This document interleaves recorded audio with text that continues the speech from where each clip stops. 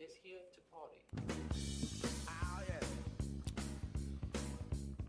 All right, from deep inside the imaging vault of the Excellence in Radiology Institute, where truth is collimated, policy is always under review, I am Dr. Ron Jones, broadcasting coast to coast with half my packs tied behind my back just to keep it diagnostic. Now, I need you to buckle up because today we are going after something sacred.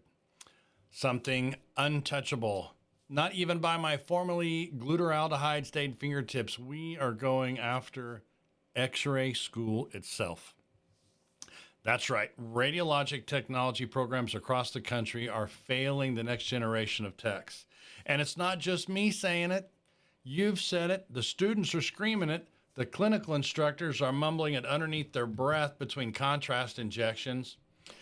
Let me give you a visual. Imagine this. You pay $35,000 to get into a program. You show up, you're excited, you think you're going to start this high-tech, patient care-driven journey into the world of medical imaging, and what do you get? Open your Merrill's textbook to page 232, memorize the SID and the OID formula, test on Friday, don't ask any questions. This is what we're calling education now? What century are we in? I'm sorry, but when was the last time anyone in a real hospital used Merrill's Volume 1 to figure out how to angle a tube? They're teaching positioning like it's the end goal. Positioning isn't the goal, it's the bare minimum. The goal is clinical judgment. It's dose optimization. It's how to fix the CR reader when IT ghosts you and the ER doc screaming for stat films on a combative trauma patient. But instead of teaching that, they're assigning crossword puzzles on beam restriction technology. We've got programs out there more focused on their ARRT pass rate spreadsheet than the actual ability of their grads to survive the first 12-hour night shift. And trust me, the pass rate, it's a lie. It's a distraction. They're prepping you for a test, not for a career. Now, I want to be clear. There are some amazing instructors out there. I know them. I've worked with them. Heck, I am one of them.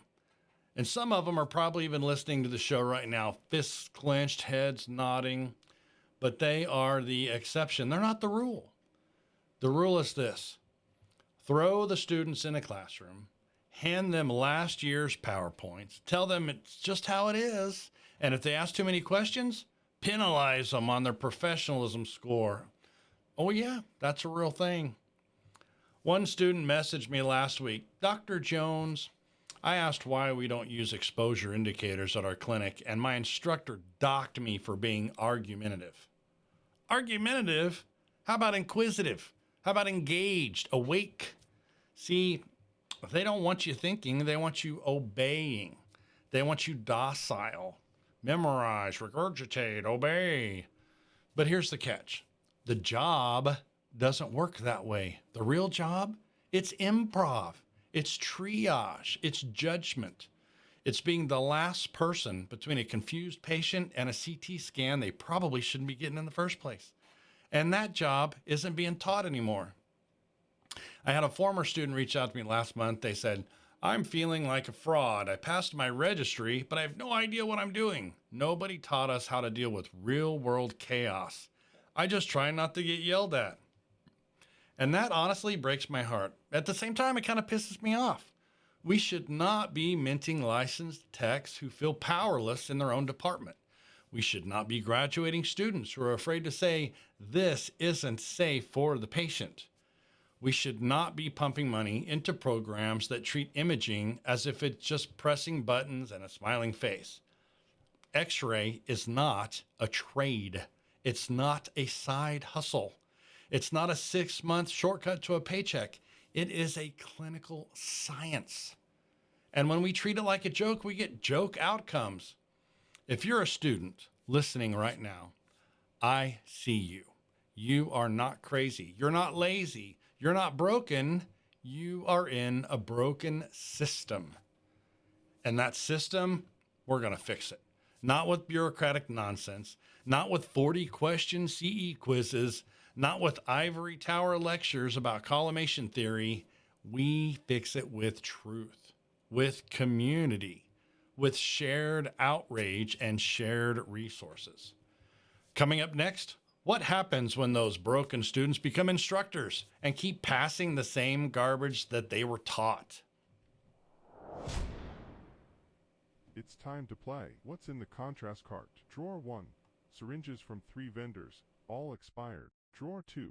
5 half-empty vials of IsoView, 1 open bottle of apple juice. Drawer 3. No injector tubing but 17 pre-filled saline flushes. Exactly. There's no telling what you'll find in the contrast cart. But one thing's guaranteed. It won't be what you need when you need it. The contrast cart, sponsored by Chaos and approved by no one. I just realized everybody is here to party. Oh, yeah. And welcome back to the EIR Network, where we radiate truth and filter nonsense one technologist at a time. I'm Dr. Ron Jones, and if you're just tuning in, yes, we are talking about the sacred cow today, X-ray school, and the sad truth that it's failing students left and right. Now, let me ask you something, and I want you to be honest with yourself. How many of your instructors were actually up to date on clinical practice? Not old school theory, I mean real world, in the hospital, this century protocols. Because here's the dirty little secret nobody wants to say out loud. Some of these instructors were terrible students themselves. They barely scraped through the registry, didn't survive long in the field, and found refuge in the classroom where nobody challenges them. You ever wonder why your curriculum looks like it was printed in 2006 and laminated at Kinko's? It's because they're recycling their trauma and dressing it up as pedagogy. I had a student email me last month, no joke. She said, "Dr. Jones, my instructor told me it doesn't matter if the image is diagnostic. What matters is if it looks like the book." Oh, fantastic. Let's base patient care on textbook illustrations from 1994. You know, the ones where the patient's always smiling, cooperative, 6'1" male with perfect anatomy. Never mind the 400-pound stroke victim in room 3 who's stuck to the sheets and can't breathe when supine. This is what happens when broken students become instructors. They don't teach you how to solve problems. They teach you how to passively comply. And then we wonder why new grads freeze in trauma or get steamrolled in OR by a surgeon who thinks the image plate is a serving tray. True story. I once worked with an instructor, and I won't name names, who taught CPR to students. And guess what happened when an actual code blue happened in the hallway? He ran out. He ran out of the building. Because book knowledge isn't leadership. PowerPoint slides aren't courage. Certification isn't competence. And here's where it gets even more insane. The accreditation bodies, they know, but they play dumb. Why? Because it's easier to measure pass rates and a syllabi than to audit critical thinking and clinical confidence. The entire system is optimized for appearances. Accreditation isn't about creating strong technologists. It's about protecting the institution's funding. You can have a program where students graduate terrified of trauma, unsure how to inject contrast, and incapable of explaining dose reduction, but in 85% of those pass the registry on the second try. Gold star, full reaccreditation, see you in 5 years. Meanwhile, students are out here learning how to shoot swimmers and shoulder wide views on TikTok because their instructors don't allow real case studies in class. So here's the ripple effect nobody's talking about. When students aren't challenged, they don't grow. When they don't grow, they play it safe. And when they play it safe, they don't lead, they don't innovate, they don't challenge bad policy. They become the next wave of rigid, timid, protocol-obsessed instructors. And the cycle continues, and radiology as a profession suffers. But not on my watch, not on this network, and not while you're still listening. After the break, we're diving into student mail. Some of your stories are unreal, and they prove exactly why this conversation isn't just valid, It's long overdue. It's time to play. What's in the contrast cart? Drawer 1. Syringes from 3 vendors, all expired. Drawer 2. 5 half-empty vials of IsoView, 1 open bottle of apple juice. Drawer 3. No injector tubing but 17 pre-filled saline flushes. Exactly. There's no telling what you'll find in the contrast cart. But one thing's guaranteed. It won't be what you need when you need it. The contrast cart, sponsored by Chaos and approved by no one.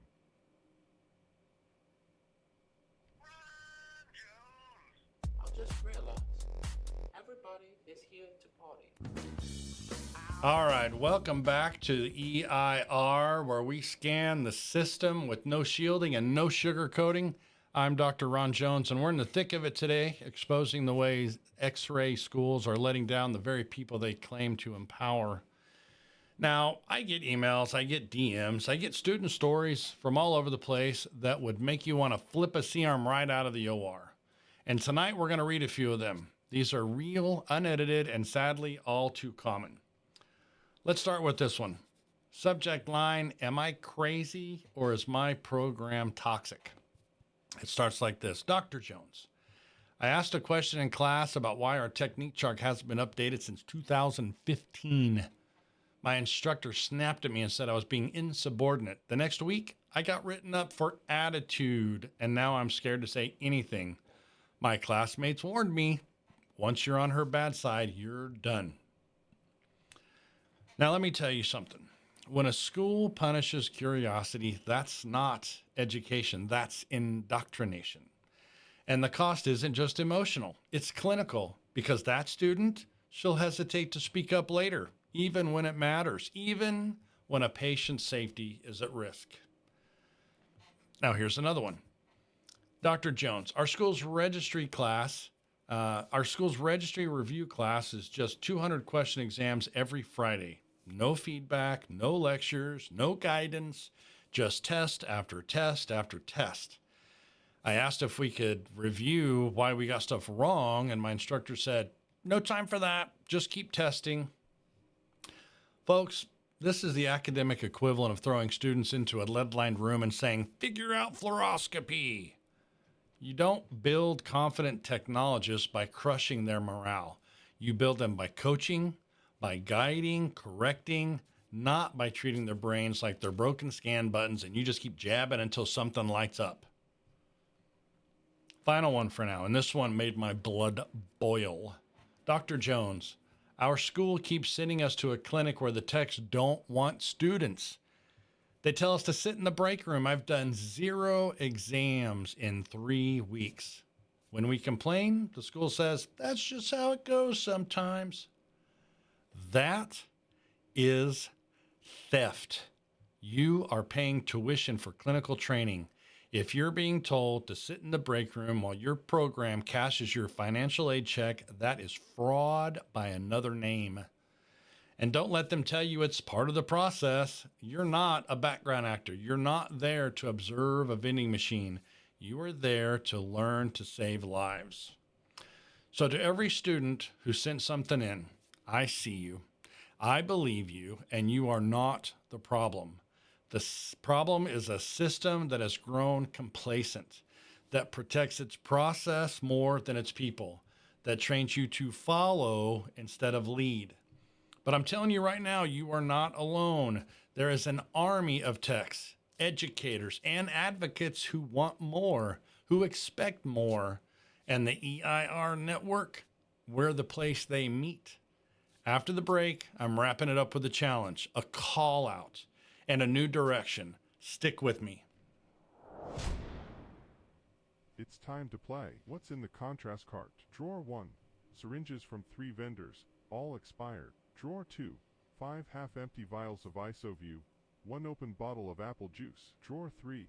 No injector tubing but 17 pre-filled saline flushes. Exactly. There's no telling what you'll find in the contrast cart. But one thing's guaranteed. It won't be what you need when you need it. The contrast cart, sponsored by Chaos and approved by no one. I just realized everybody is here to party. Oh yeah. All right, welcome back to the final segment of today's broadcast here on the EIR Network, where radiologic truth is scanned, contrasted, and reported without apology. I've spent the past 30 minutes tearing into what is broken in X-ray education. But if you've been listening to me for more than 5 minutes, you know this. I don't rant just to vent. I rant to rebuild, to diagnose the system and prescribe something better. So what now? What do we do with everything we've unpacked today? If you're a student, take the wheel. Stop waiting for the perfect instructor. Start building your own brain trust. Find mentors. Ask questions. Watch procedures online. Join forums. You do not need permission to outgrow your curriculum. Your education doesn't end at the edge of the syllabus. It begins when you start connecting the dots on your own. That's what separates a certified tech from a competent tech. If you're working in the field and you see students struggling, don't stay silent. You were once one of them, remember? You remember the fear, the doubt, the guessing? Be the voice in their ear that says, hey, you're doing fine. Let me show you something better. That one moment, it could reroute their entire career. If you're an educator and you're hearing this, look, I get it. There's burnout. There's red tape. There's administration breathing down your neck with performance metrics. But you have one job. Prepare these students for the real world. If your lesson plan hasn't been updated in 3 years, fix it. If you're defensive when a student asks a legit question, reflect on that. Because you're not just teaching content, you're modeling professionalism. Be the kind of instructor you wish you had, not the one you got stuck with. The worst thing we can do as a profession is shrug and say, that's just how it is. That phrase is a cancer in healthcare. It kills innovation, it protects incompetence, and it delays progress. If you see the dysfunction and you say nothing, you become part of it.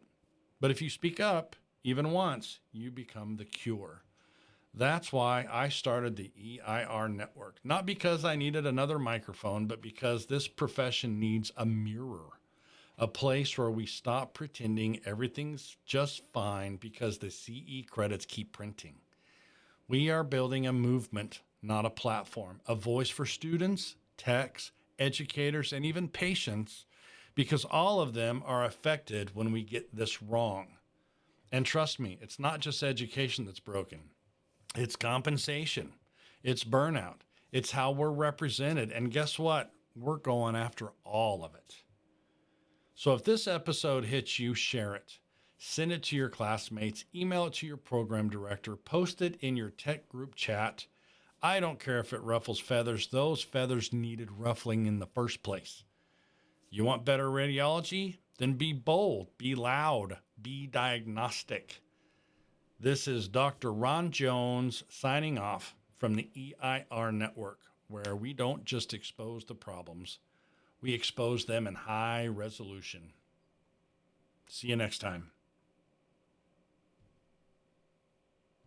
I just realized everybody is here to party.